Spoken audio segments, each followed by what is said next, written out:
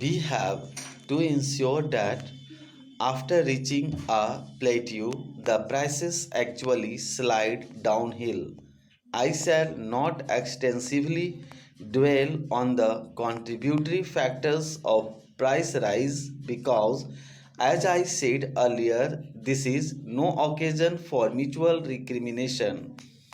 But if one objectively analyzes the factors responsible for the massive price rise, I am sure many of you members sitting in the opposition will agree with me that you cannot evade responsibility for this entirely. The largest bungling with the public finances and the total breakdown in infrastructure has been of the greatest tragedies in our economic life, and the shadow of that is still with us today.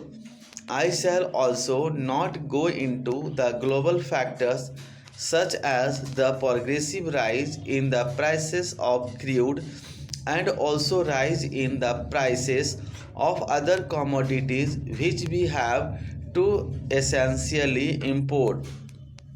These are factors on which we have little control. However, we must consider the relative weightage of these factors on the general price rise.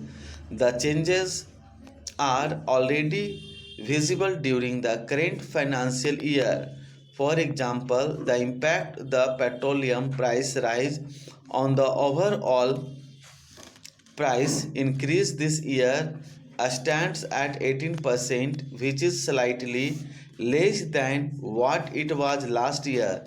There has been a substantial fall in the contribution of sugar and good.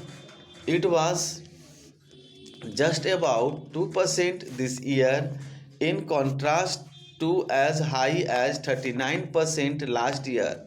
On the other hand, what has sharply risen is the sharp of vegetable prices, milk and milk products, fish and meat, cereals pulses, wild seeds, and edible oils.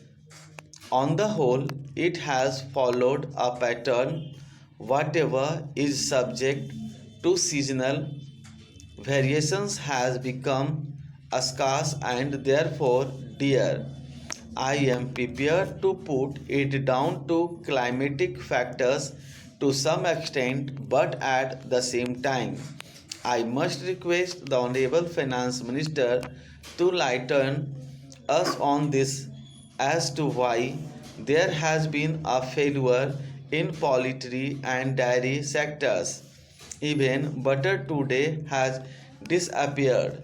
It is scarce in Delhi and in other cities too.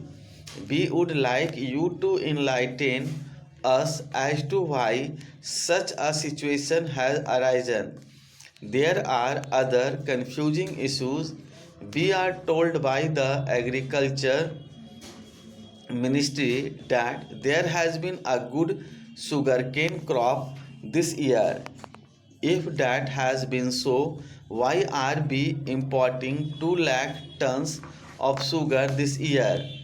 We are fortunate that the agriculture minister is sitting here. I would like him to enlighten us on this point.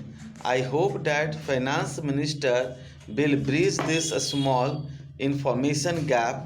Let me go to the main strategies that are being applied by the government.